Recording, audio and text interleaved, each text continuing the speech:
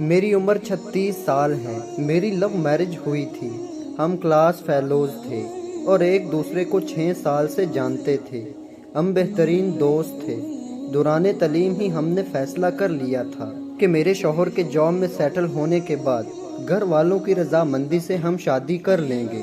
میرے شوہر کی جاب کے بعد ہمارے گھر والے ملے اور ہماری شادی ہو گئی۔ اللہ نے ہمیں ایک بیٹے سے نوازا۔ مجھے کالج کے زمانے سے ہی اندازہ تھا کہ میرے شوہر مزاج کے تیز ہیں، انہیں غصہ جلدی آتا ہے، لیکن ساتھ رہنے پر اندازہ ہوا کہ جب بھی انہیں غصہ آتا ہے ہمارا ہمیشہ جھگڑا ہوتا ہے۔ مجھے ہمیشہ یہ فیل ہوتا تھا کہ وہ مجھے کنٹرول کرنے کی کوشش کرتے ہیں۔ جب بھی جھگڑا زیادہ ہوتا میں اپنے بچے کو لے کر میکے چلی جاتی۔ میرے میکے والے مجھے سہارا دیتے، تسلیاں دیتے کہ اس نے تمہیں کیا لاوارث سمجھ رکھا ہے۔ میری بہنیں فون پر میرے شوہر کو بے نکت سناتی۔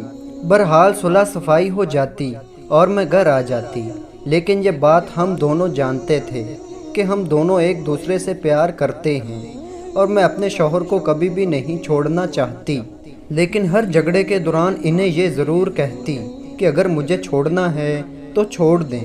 مجھے علم ہے کہ یہ سب میں صرف اپنی انا کو بلند رکھنے کے لیے کہتی تھی۔ ایک بار ہمارا جھگڑا اتنا بڑھ گیا، انہوں نے پہلی بار مجھ پہ ہاتھ اٹھایا اور گھر سے باہر نکال دیا۔ میں سیدھا اپنے میکے گئی۔ میرے گھر والے مجھے لے کر سیدھا پولیس اسٹیشن گئے۔ میرے شوہر اریسٹ ہو گئے۔ سسرال والوں نے مجھے کیس واپس لینے کے لیے کہا۔ میرے شوہر نے مجھ سے معافی مانگی اور کہا کہ آئندہ یہ سب نہیں ہوگا۔ میں نے کیس واپس لے لیا اور واپس اپنے گھر چلی گئی۔ 3 ماہ بعد ہمارا پھر سے جھگڑا ہوا اور میں ہمیشہ کی طرح بچہ اٹھا کر اپنے میکے چلی آئی۔ 2 دن بعد مجھے خبر ملی کہ میرے شوہر اسپتال میں ہیں۔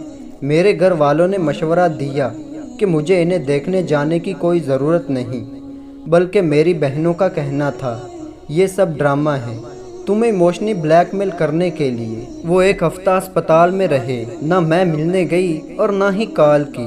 کچھ دنوں بعد مجھے طلاق کا سمن ملا۔ مجھے طلاق نہیں چاہیے تھی، مجھے اپنے شوہر سے محبت تھی۔ میں اپنا گھر خراب نہیں کرنا چاہتی تھی، لیکن میری انا آڑے آ رہی تھی۔ مجھے لگا کہ طلاق کا منع کر کے میں نیچی ہو جاؤں گی۔ میں نے انہیں کال کی کہ جب چاہیں طلاق لے لیں، میں بھی اس جہنم میں نہیں رہنا چاہتی۔ کورٹ میں ہمارا کیس آسانی سے نمٹ گیا۔ میرے شوہر نے میری ساری ڈیمانڈز، بچے کا خرچہ دینا قبول کر لیا۔ ان کا کہنا تھا کہ وہ میری سب باتیں ماننے کے لیے تیار ہیں، انہیں صرف طلاق چاہیے۔ اس طرح جولائی 2009 میں میری طلاق ہو گئی۔ میرے شوہر نے کچھ عرصے بعد دوسری شادی کر لی، ان کے بچے بھی ہو گئے، لیکن میرے بچے سے ملنے اکثر آتے ہیں، اس کی ہر ضرورت کا خیال رکھتے ہیں۔ بچے کا خرچہ مجھے پابندی سے ملتا ہے، بلکہ میرا گزارا بھی انہی پیسوں سے ہوتا ہے۔ میں اپنے بچے کے ساتھ میکے میں رہتی ہوں۔ میرے تمام بہن بھائی اپنی اپنی زندگی میں خوش ہیں۔ میری وہ بہنیں جو خود فون کر کے میرے شوہر کو باتیں سنایا کرتی تھیں، وہ اب مجھے مورد الزام ٹھہراتی ہیں۔ مجھے اب احساس ہوتا ہے کہ میں اپنی شادی بچا سکتی تھی اگر میں نے ہر بات میں دوسروں کو نہ انوالو کیا ہوتا۔ کبھی کبھی ہمارے خیر خواہ ہی ہمیں ڈبوتے ہیں۔ میں ابھی بھی یہ نہیں کر رہی کہ میرے شوہر یا میری غلطی نہیں تھی، لیکن ہمارے جھگڑے اتنے بڑے نہیں تھے جن کی وجہ سے طلاق لی جاتی۔